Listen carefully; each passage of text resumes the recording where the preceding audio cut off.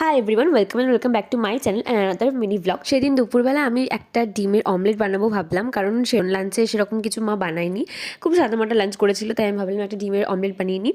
দেন স্নান টান সেরে একদম লাঞ্চ করে ওপরে ছাদে গেলাম একটু জামা কাপড়গুলো মেলে দিতে। আর আমি গিয়ে দেখছি ছাদের যে ফুলগুলো একদম শুকিয়ে গেছে, একদম প্রায় খুব বাজে অবস্থা। সরস্বতী পুজো দুদিন পর থেকে তো ভীষণ রোদ করেছিল, একদম মনে হচ্ছে গ্রীষ্মকাল প্রায় পড়েই গেল। বাট আজকের দিনটা না একটু মেঘলা মেঘলাই করছিল। তো ছাদে গিয়ে মোটামুটি কাপড় টাপড় মেলে দিয়ে এসেছি। আর ঘরের অবস্থা খুব বাজে। আর এইগুলো আমি পিয়ারে পেয়েছি, বাট এখন আমি ভাবলাম ভিডিওটা বানাবো, বাট এত কাজ ছিল যে আর বানানোই হয়নি। তো মোটামুটি দেখলাম গাছের অবস্থা ভীষণ বাজে। আমি যে কত দিন ধরে জল দিচ্ছি না, এরা যে এখনও বেঁচে আছে এটাই ভীষণ। তো আমি মোটামুটি গাছগুলোকে ঠিকঠাক পরিষ্কার করার চেষ্টা করলাম। আর আমি ভাবলাম যে না, এবার রেগুলার গাছগুলোকে একটু যত্ন করতেই হবে। ওই স্প্রে করে দিচ্ছিলাম, যেহেতু পাতাগুলো ভীষণ নোংরা হয়েছিল। দেখতে তো মোটামুটি মনে হলো যে না ঠিক আছে, হয়তো এবার বেঁচে যাবে। তো তারপর ফুচকা খেতে গেছিলাম, বাট সেটার ক্লিপ নেওয়া হয়নি। দেন দোকান থেকে বাড়ি এসে স্কিন কেয়ার করলাম। আর আমি না এখন এই সিরামটা ইউজ করছি, আমার বেশ ভালো লেগেছে।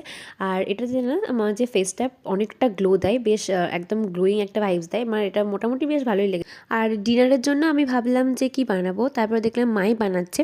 মা আজকে বিটরুট ভাজা বানাবে ওই রুটিতে খাওয়ার জন্য। বাট খুব একটা যে টেস্টি ছিল সেরকম বলবো না, বাট এটা হেলদি ছিল। So that's it for today. ভিডিওটা ভালো লাগলে একটা লাইক করে